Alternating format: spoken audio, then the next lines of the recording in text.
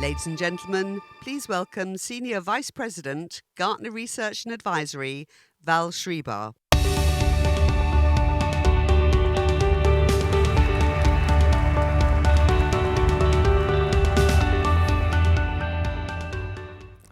It's been 50 years since the first message was sent across what became the internet. In 50 years, we've seen technology transform enterprises, our relationships with customers and citizens, and society itself. Let me take you back for a second. Any of you remember this sound?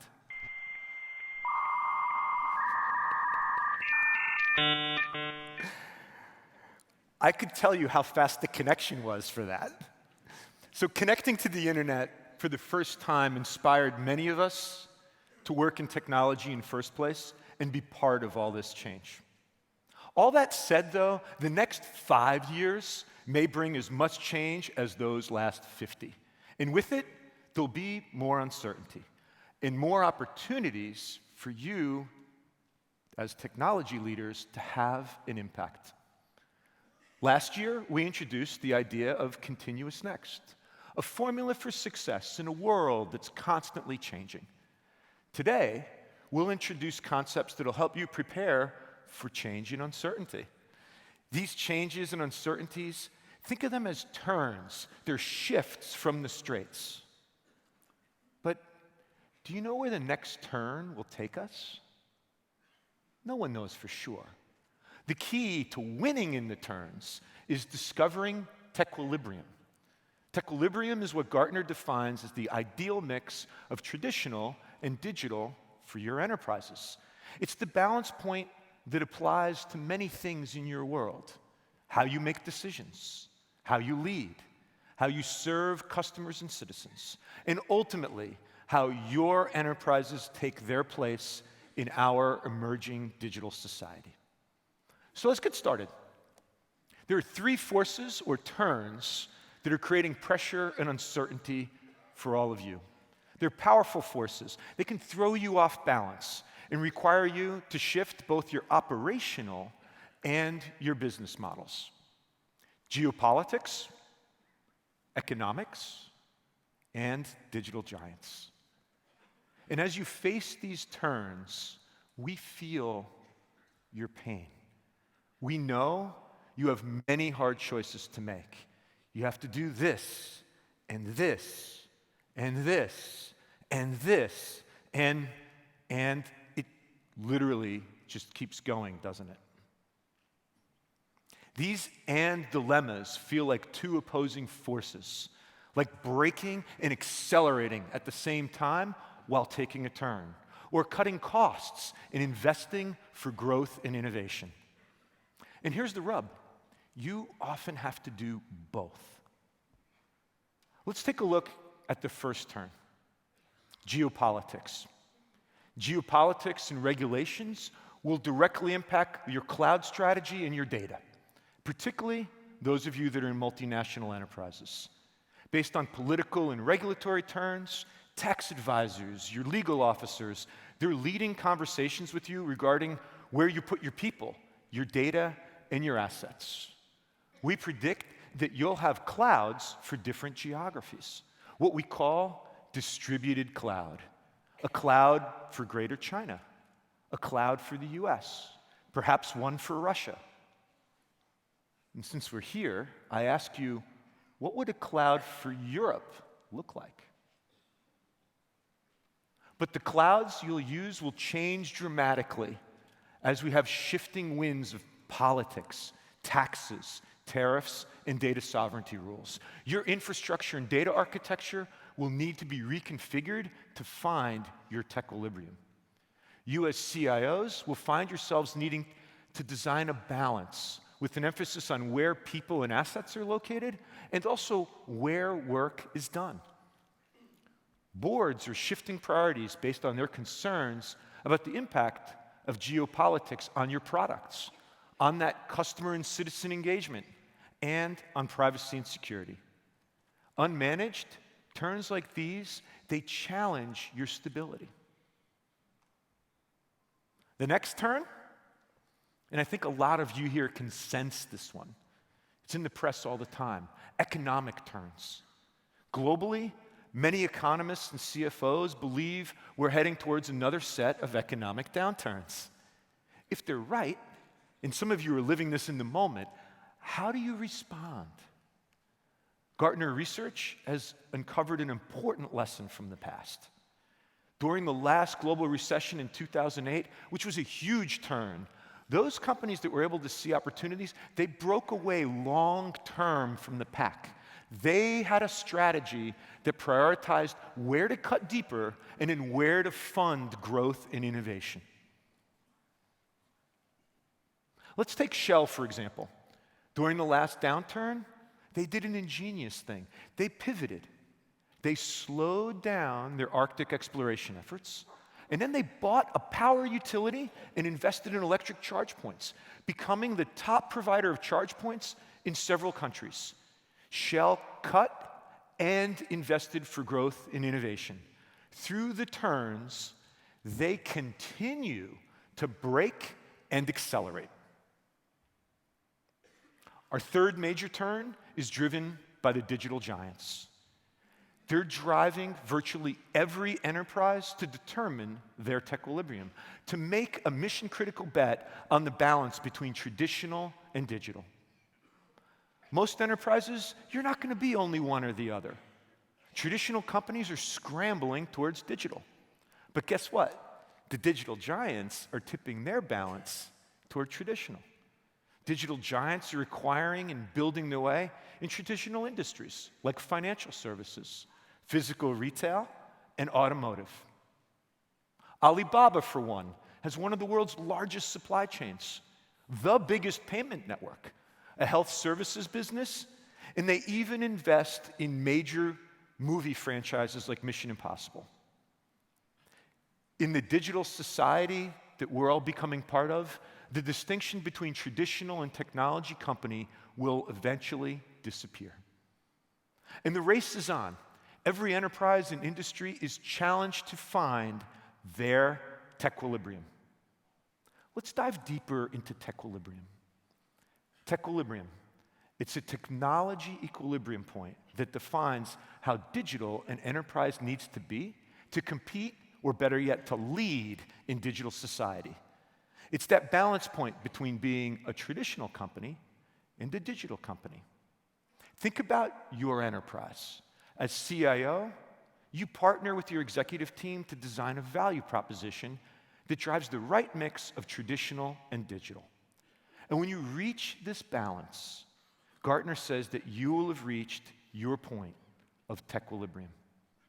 Individual enterprises and whole industries will have different points of tech equilibrium. Not every industry needs to be digital in the same way or to the same extent. For example, an oil pipeline company may have a tech equilibrium point that's not as digital as a government agency or a retail bank. And that's okay. So how digital should you be? Your value proposition, be it moving oil, serving citizens, or managing wealth, can only be as digital as what customers, society, and the market can absorb. These forces push back and forth on how digital you can or want to be. This defines the tech equilibrium for your value proposition. Now, look at the digital giants. As I mentioned, they're trying to reach their tech equilibrium. They too are pushing as far as the market will accept in traditional industries. Will you get an Apple Card or buy a vehicle from Google one day? This creates far-reaching change throughout an industry as traditional incumbents reach their full digital potential and as digital giants go as far as they can in reinventing traditional markets. The entire market will have reached its tech equilibrium. At this point, we believe neither industry incumbent nor digital giant has any advantage because of digital technology alone. Now, becoming digital is not just about how digital your external value proposition is. Internally, your enterprises can become a lot more digital. What do I mean? Your operations, your processes, your workplace, they can all be made more efficient with digital. Whether you're in mining or manufacturing, transportation, healthcare, utilities, asset-intensive industries like these, they can go digital in a big way in their maintenance, repair, operations, processes, and workplace. This time, the market is not holding you back. Your only limitations will be return on investment and culture. Recognize these points. Overcome your organizational inertia. Right, here are two ways to become more digital. Digitalize your operations and digitalize your value proposition. Your ultimate digital business strategy is all about how far you'll digitalize your internal operations and your external value proposition. How long does it take to reach tequilibrium? For most of you, over 7 years. That's what we've observed. But it's not as easy as taking a single journey. Tequilibrium's points shift in the turns. People become more accepting of digital approaches. Regulations modernize. For example, the shift from connected cars to autonomous vehicles will set new market and societal expectations and change the tequilibrium point. If people become more accepting of autonomous vehicles and regulations modernize, the tequilibrium shifts. Basically, as we all become a more digital society, the tequilibrium point changes, and it will continue to shift from year to year to year. So, where are we today? Let's zoom into the data. Based on our latest CIO survey, here's where you say you are. First, let's take a look at how digital your value propositions are by industry. And you can see there's quite a spread back here. But on average, only 20% of your products, services, and revenue are digital. Now, look at how digital your internal value propositions are. On average, only 39% of your workplace, processes, and supply chains have been made more effective with digital. As you can see, most of you have not reached your tequilibrium. How far do you need to go? Well, perhaps as far as top-performing enterprises across industries. In our survey, 44% of their value propositions are digital, and 62% of their operations are digitalized. Now ask yourselves, are you even close? Most of you need to accelerate your digital initiatives, because the further you are from your industry's tequilibrium point, the more likely you will be disrupted. So, what are some enterprises doing to reach a more balanced state? The city of Copenhagen changed its tequilibrium point from all traditional to more digital by adding artificial intelligence. They kind of nudged it a little bit. Copenhagen is improving emergency services by combining humans with Cordy's artificial intelligence bot that can analyze the tone of a caller's voice and sense from voice data alone whether the caller is having a heart attack. The result? Undetected cardiac arrests have been reduced by half, which is pretty impressive, right? Government agencies, nonprofits, and every type of enterprise are all moving towards their points of tequilibrium. So how do you find your point of tequilibrium? More importantly, how do you find it before your traditional competitors, or worse, digital giants do? Let's start by focusing on one form of tequilibrium that will guide you through the rest. Enterprise decision-making tequilibrium. As your enterprise incorporates more and more technology and more decisions get automated, how do we as humans keep up? Effective decisions in real time require the right balance between human and machine decision-making. In predictable environments, you can heavily automate the decisions. Machines make policy-based decisions at scale. On the other hand, fully human decision-making is used where instinct and extrapolation are required to deal with unknowns, or where the human has good reason to reject the machine decision, perhaps for ethical reasons. Fortunately, and maybe not a surprise, Gartner has a model for decision intelligence that you can use. The Gartner Decision Intelligence Model is designed to leverage data from inside and outside your organization to guide sophisticated decision-making. The model uses some of the most powerful technologies that we've seen in over 50 years.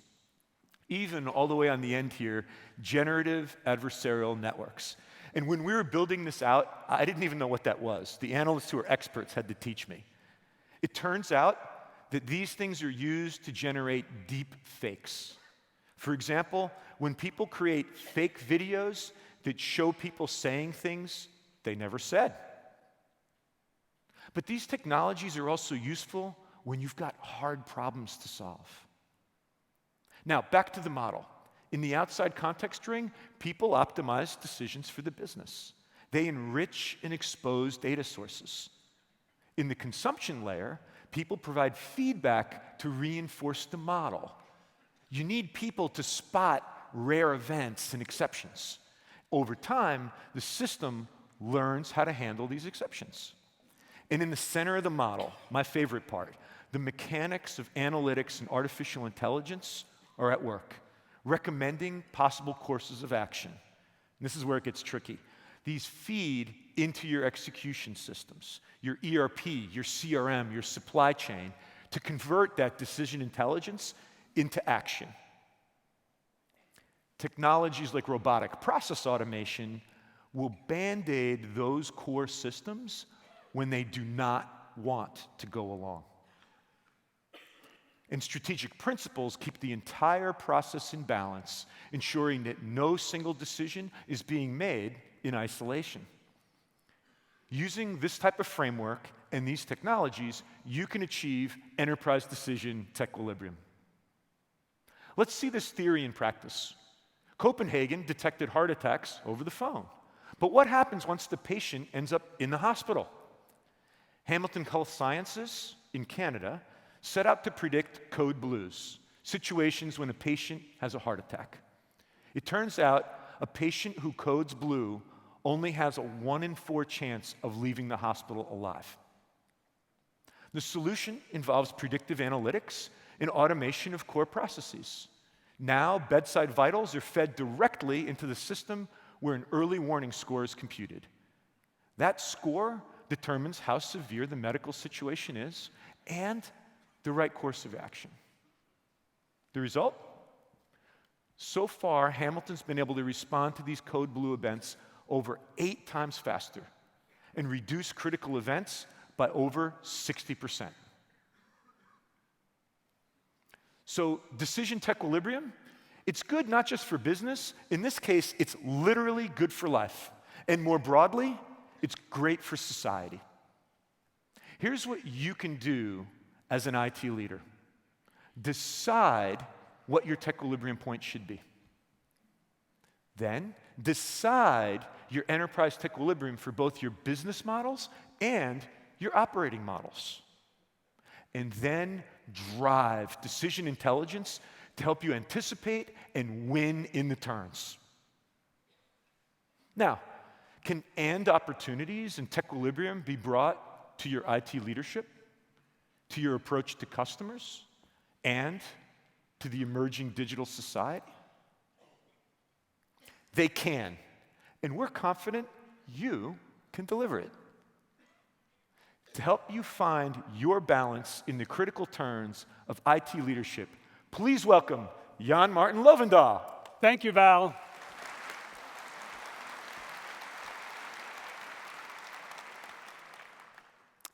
As a CIO, why should we make a turn? Any turn. Consider martial arts. Why do they turn? Because rotation generates power. The right turn radiates power from our core to the edges, enabling us to successfully go on the offensive.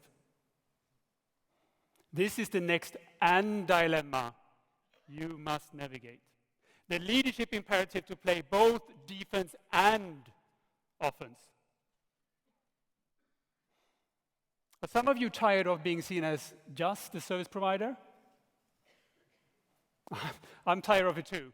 It's time to make the turn from service provider to strategic leader. No stopping, no turning back, and no regrets. And the time to take that turn is now. Why? Because the entire enterprise is now primed for it. According to Gartner's 2019 CEO survey, 32% of CIOs identified IT as a top strategic business priority, second only to growth. But wait, it goes higher.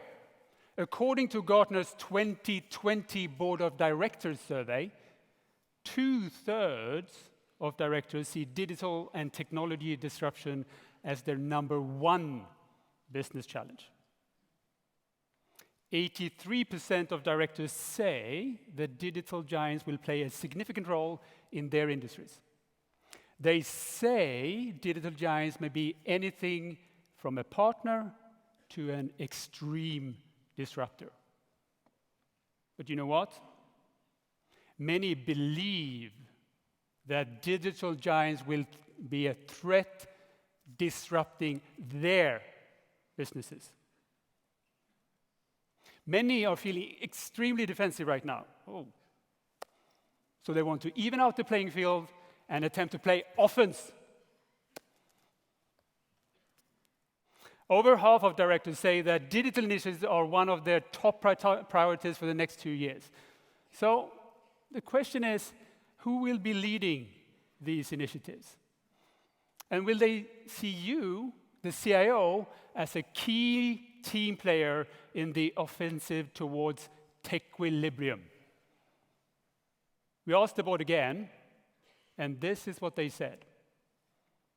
80% view their CIO as their trusted ally, leading digital initiatives in the executive team, and even advising the board.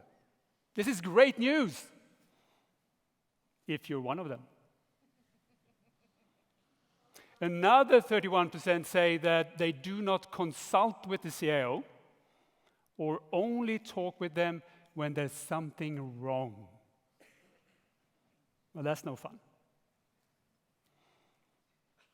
Nearly half say that they only have occasional contact with the CIO regarding digital initiatives. CIOs here are in the most politically delicate and the most potentially powerful leadership space, because they could shift either way on the leadership spectrum towards the CIO's trusted team player or towards, and your name is? To help the enterprise win in the turns, strategic CIOs must become a valued, offensive team player in the executive team. No, there's a difference here. So you don't have to be personally offensive or even unpleasant, but you do have to be able to shift towards offense, generate that power, and score. Let's face it, it's hard to score and win by just playing defense. So how can you do this? Shift towards offense in your leadership. Strengthen your team's offense. Score points with board-ready communications. First, shift towards an offensive leadership position. This is what happened at İşbank, one of Turkey's largest private banks, with more than 20 million customers and 24,000 employees. From 2005 to 2013, İşbank enjoyed a period of tremendous growth. But in 2013, the bank suffered a massive breakdown. This was a real leadership moment of truth for Hakan Aran, the CIO and deputy CEO, and his team. According to Mr. Aran, We thought that we had been good at saying no to the business. We had not. What that meant was that there was limited collaboration and alignment between business and technology units. So the team shifted its approach and committed to a massive transformation of the core banking platform to support the digital future. They did not say yes to everything, nor did they say no to everything. Instead, they reset the terms of engagement with the enterprise with new fundamental principles. Today, the transformation is on target. But to be clear, they did not reset the expectations of IT. That is what service providers do. That's a defensive stance. They reset the terms of engagement. That's an offensive stance where true and equal partners each set the terms of the relationship. So your first leadership action item is to shift from a defense to a more offensive leadership stance by resetting the terms of engagement with the enterprise. The second leadership and dilemma for CIOs is the challenge of creating stronger teams that can play both defense and offense. Now, let's face it, you can't play offense as a leader if your team can only play defense, right? To navigate this and opportunity, accelerate the shift from just IT in process, often seen as a cost, to IT in product, a revenue generator. You can do this by creating agile teams made up of both technology and functional leaders.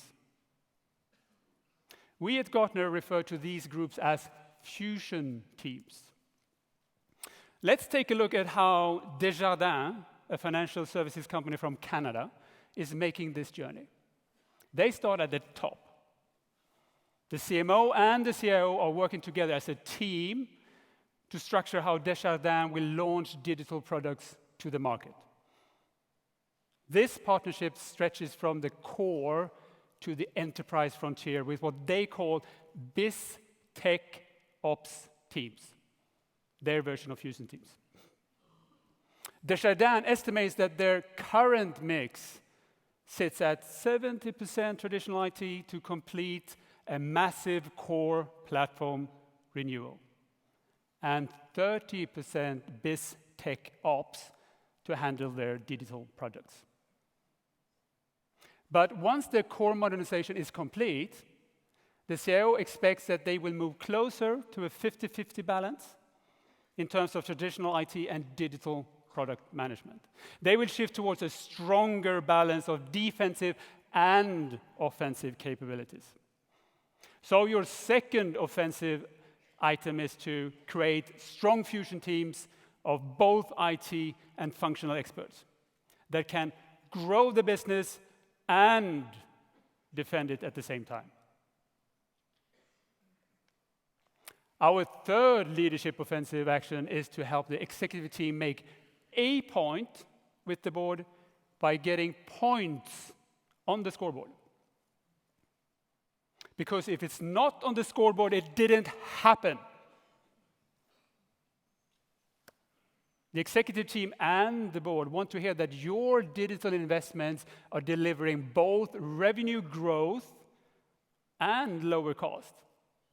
Because that's easy, right? Oh, wait. And they want to hear that you're keeping the enterprise safe.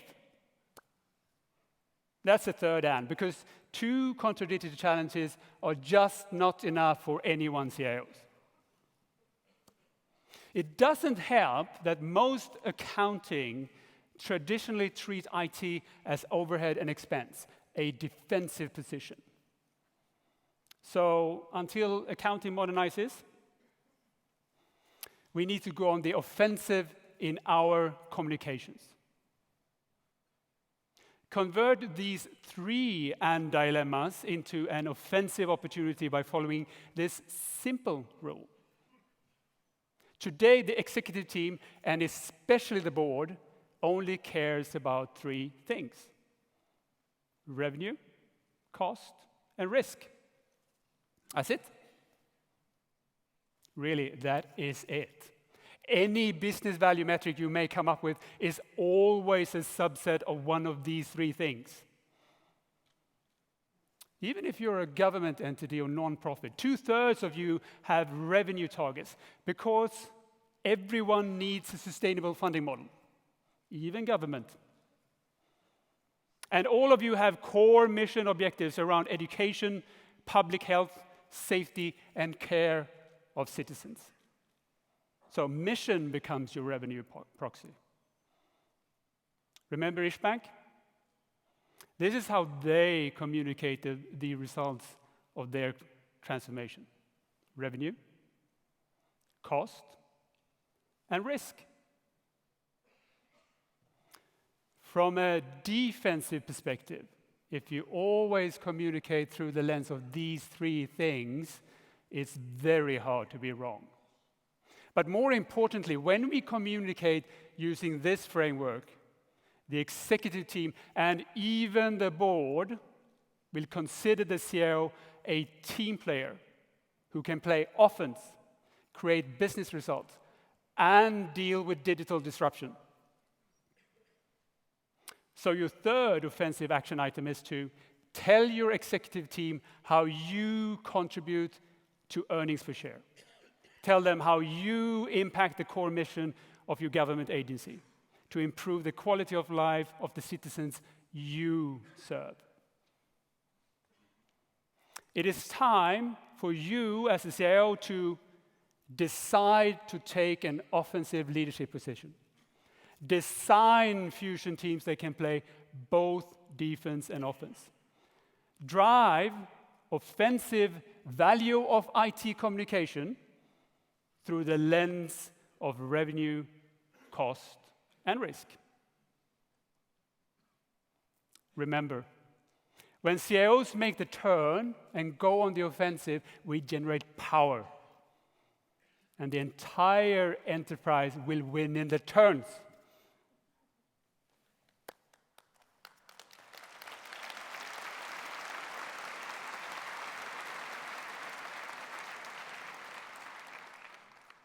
Now, to talk to you about how your customers can help you win in the turns. Please welcome Ed Gabrius. Thank you, Jan Martin. Growth is critical even in an uncertain world. Organizations cannot grow their businesses, reach their own equilibrium, if they don't give people, customers and citizens, great experiences. And customers in a digital society can be very demanding. They often want conflicting things at the same time, and done right, and right now. Customers want all the best features and an effortless experience. They want to be treated like everybody else and served on their own unique terms. They want to be connected and left alone. They want everything. Come on, admit it. You are that customer, right? I am. Technology has made this even more complicated. Technology has created the everything customer. And this new form of customer is a turn. It is a challenge and an opportunity all at once. To win, you have to connect with the everything customer or the everything citizen better than anyone else. To do this, you must serve your core customers and expand to new customers, but also use technology for scale and inclusion. Winning in the turns takes more than just making more technology available to your customers. It's about winning with them. We achieve customer equilibrium when we gain the most value from every moment when people and technology intersect. Look, technology evolves fast. Digital products, even faster. the pace of change leaves many CIOs and customers just trying to catch up. You put technology in place, meeting customer demands, but somehow you only move further and further and further away from them. And it's creating a gap between technology and people that is really hard to bridge. Haven't we all had this experience? Please select from the following 13 options. Please listen to all the options before you make your selection. To speak to a live representative, yeah, that's not going to happen. Technology is supposed to bring us closer to our customers. To bridge this gap, the winning CIO decides that the organization will stay engaged with the everything customer continuously. They commit to designing experiences that create value from the intersections between customers and technology. And when these moments happen across multiple devices and touch points, the customer's experiences are easy. They are immediate, and they are rewarding. For example, if your smartwatch automatically unlocks your laptop, or your face unlocks your phone, CIOs can drive the enterprise forward on its path to growth with the everything customer. Multi-experience is the key. Multi-experience is about how we interact with technology at every touch point and with every device, no matter when or where we are. You could think of multi-experience as the technology engine that powers great customer services. The everything customer doesn't want to be limited to your website or your mobile app. They want you to meet them where they are to close that gap. A multi-experience mindset and a technology platform make this real. I think I saw it.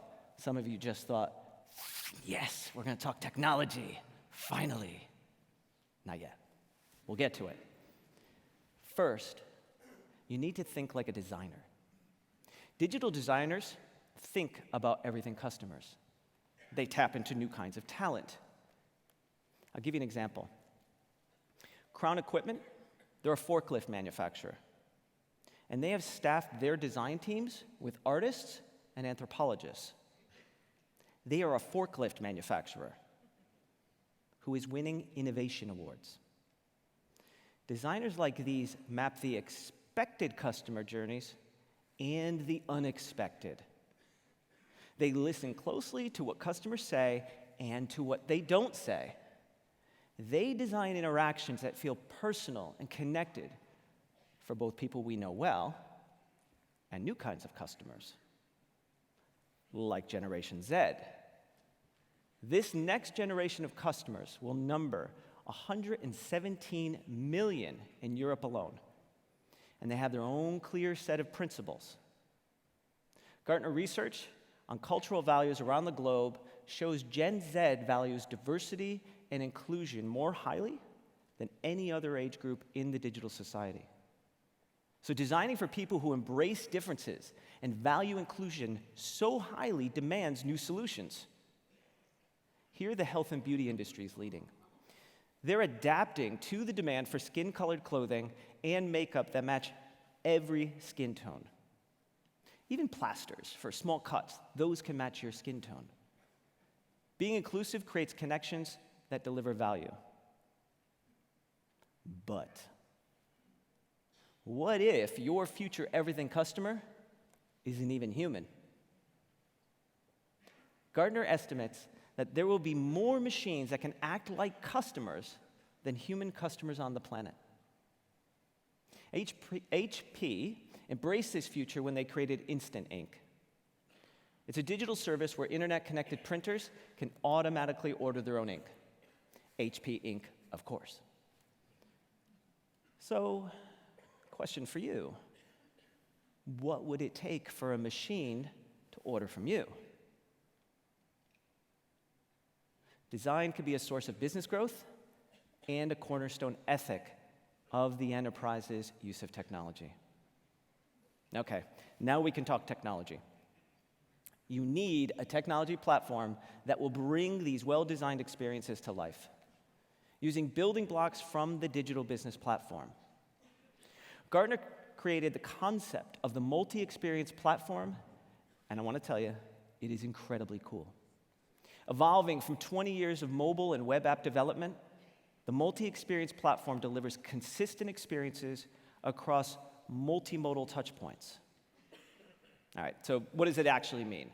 It means that your phone, the web, your clothes, your watch, your virtual assistant, even your refrigerator will all be able to interact with you, the everything customer, no matter where you are.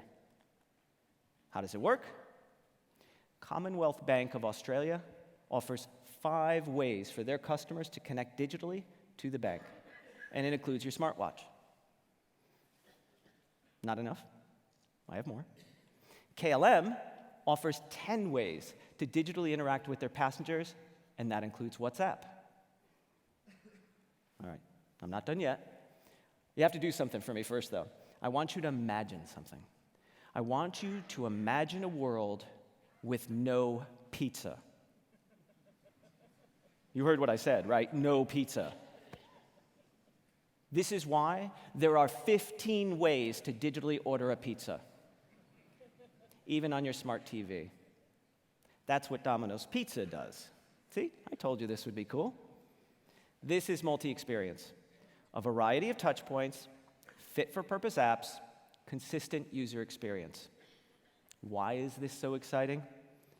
These companies recognize that success with the everything customer goes beyond making investments only in technology. They invest in the people and processes that lead to well-designed experiences at each touch point and across all touch points. They turn the expected into the unexpected by wrapping their traditional products in a blanket of rich digital services. The Multi-Experience Platform is a powerful tool for the CIO and business to design and drive the customer experience that everything customers demand. By 2021, over a third of you will have deployed this platform. Where do you start? It starts with mobile experience. Gartner research says 91% of top-performing organizations have mastered mobile applications. Voice, chatbots, and wearable apps, not far behind. Multi-experience creates the and opportunities for CIOs to lead with the everything customer. Here's how you can drive towards techequilibrium to win in the turns. Decide to connect with the everything customer. Design and test inclusive experiences that go beyond web and mobile. Drive a vision for multi-experience design and development that engages business partners and strengthens your digital products for your business and digital society. Think about it. Use design and technology to make your customer experience everything your customers could want, and much, much more. Thank you. And now, to talk about our emerging digital society and your role in it, please welcome Rita Salam. Thank you, Ed.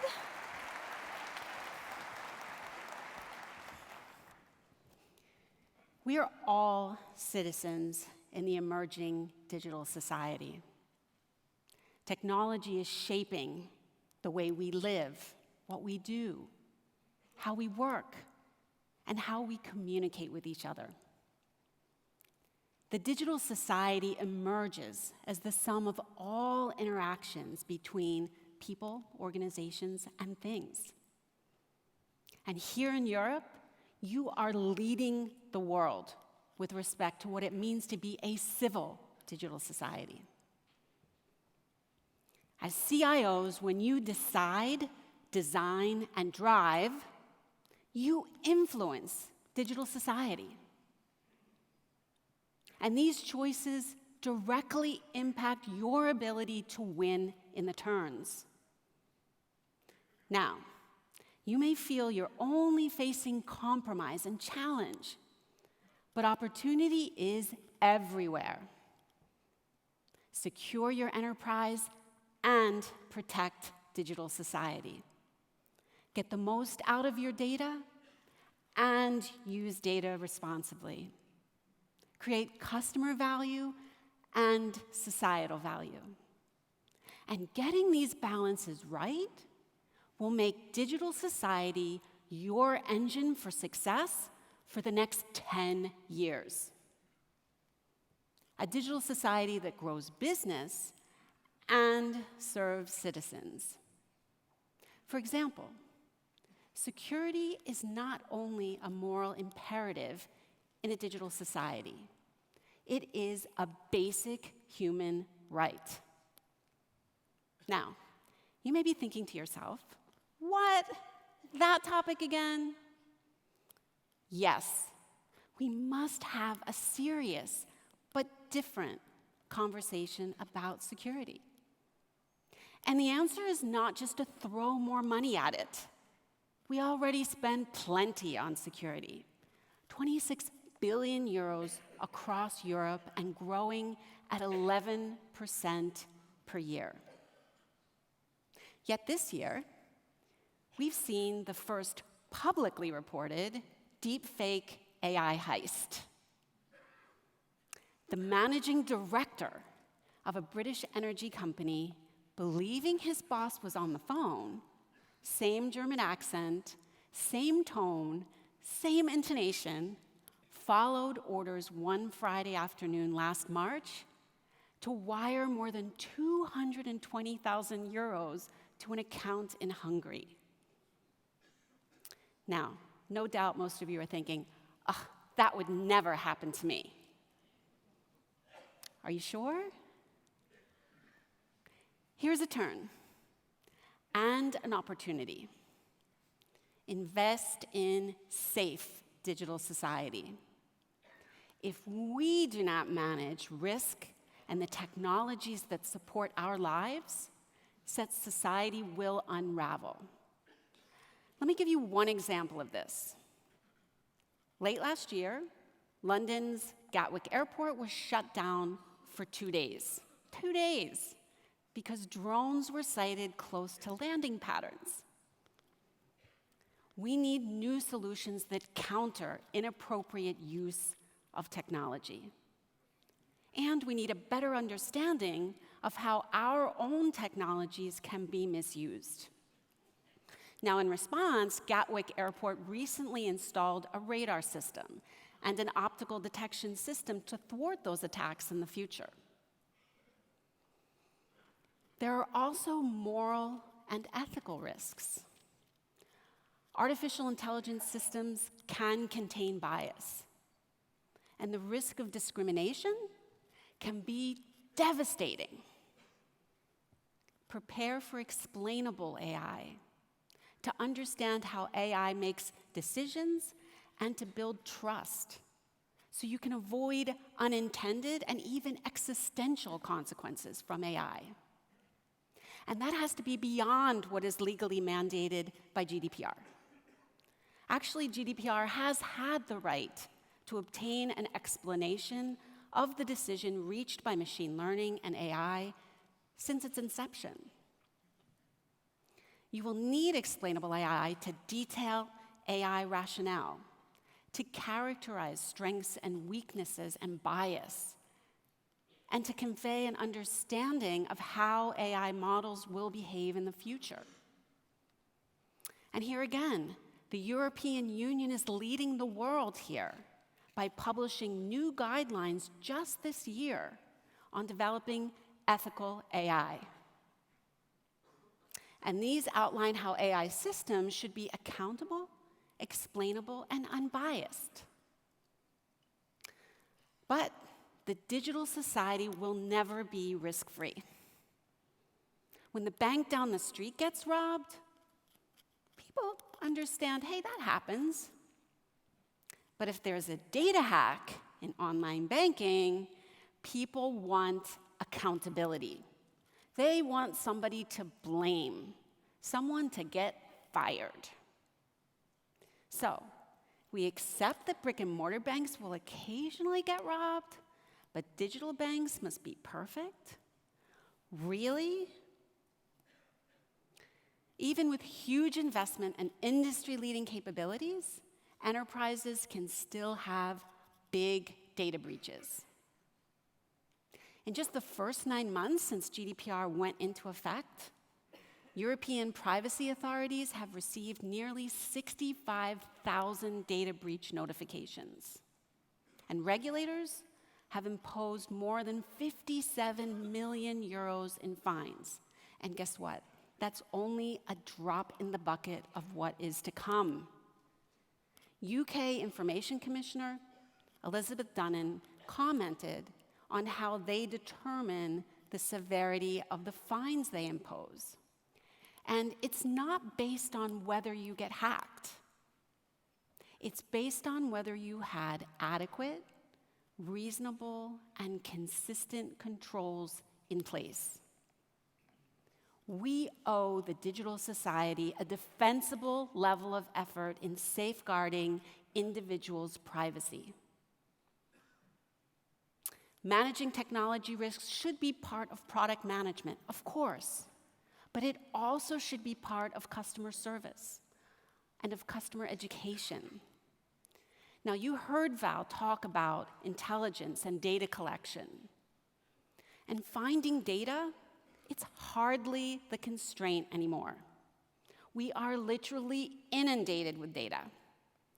The turn is how we use that data. And society is skeptical. Demands for privacy are spiking. More privacy regulatory action has happened in the last 24 months than in the previous 50 years. And yet we have less privacy than ever. Now, GDPR is a great start, but it's not enough. You can get the most out of your data and use data responsibly. You can personalize and respect privacy. 3 things are needed to balance value and responsible use. First, solid information governance. Regulators are closely watching, and we know what their standard is. It's adequate, reasonable, and consistent controls. Second, provide real value based on data so that people can see how sharing their data benefits them. 87% of marketing organizations are investing in personalization, and 50% strive for a one-to-one customer experience. You need to hold up your end of the bargain. Third, provide more transparency and control to gain trust. Give customers better control over their privacy settings, and recognize that there's a diversity of customer preferences. We have to do better than ask people to accept cookies, and then if they don't, we ruin their user experience. Sorry, because of GDPR, you don't have access to this website. Sound familiar? Create a privacy portal where customers can choose how you can use their data, and have an empathetic design. Make it easy to access and to navigate.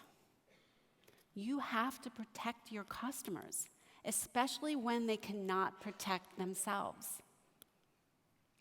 And the business benefits are clear, even from an unexpected angle. Investors.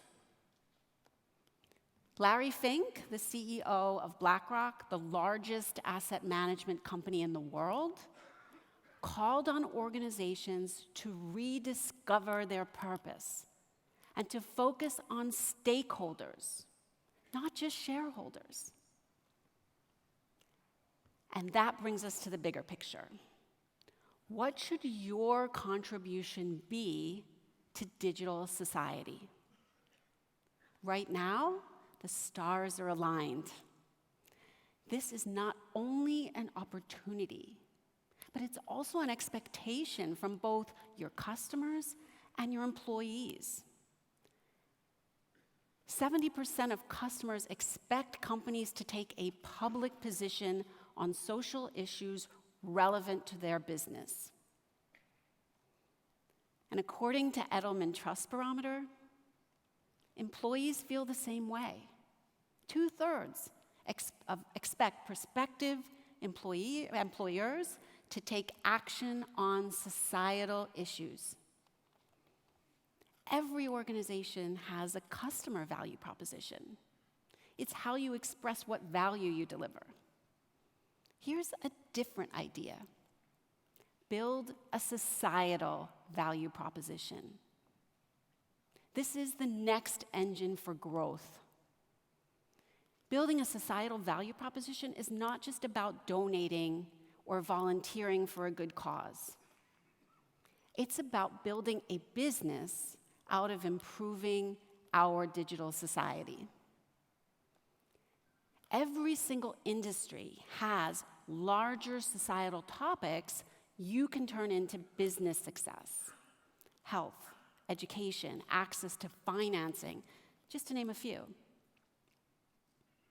As CIO, you can educate your CEO and other executives on how technology is at the core of that social value proposition.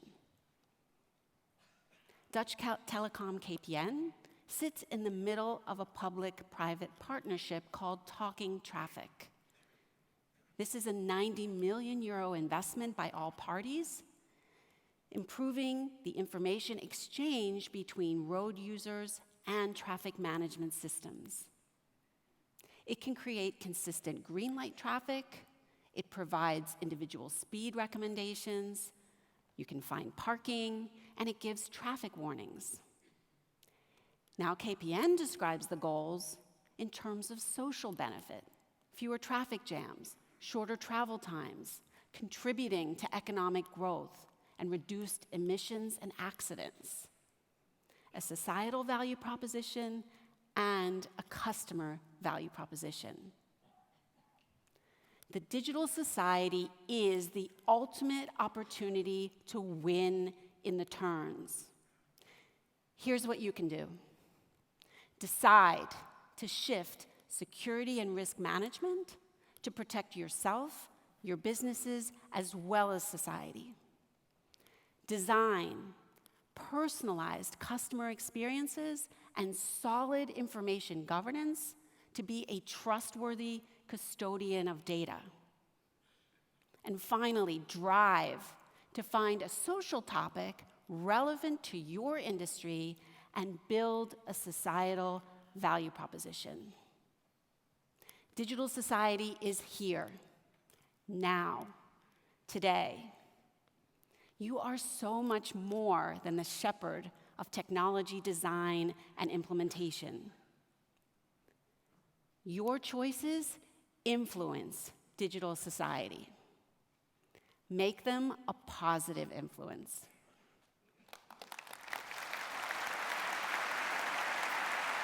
Val, back to you. Thanks, Rita. 50 years of technology innovation have brought us to this moment. In the next 5 years, we'll see transformation that rivals those last 50. You face dilemmas that are difficult, and they can feel overwhelming. But those dilemmas can actually turn into your opportunities. We've seen your colleagues in organizations large and small across the world proving the power of and. You can be a traditional company and a digital company. You can leverage human and machine intelligence. You can play defense and offense. You can serve existing customers and appeal to the new everything customers. You can have a business value proposition and a societal value proposition. Find your tequilibrium to win in the turns.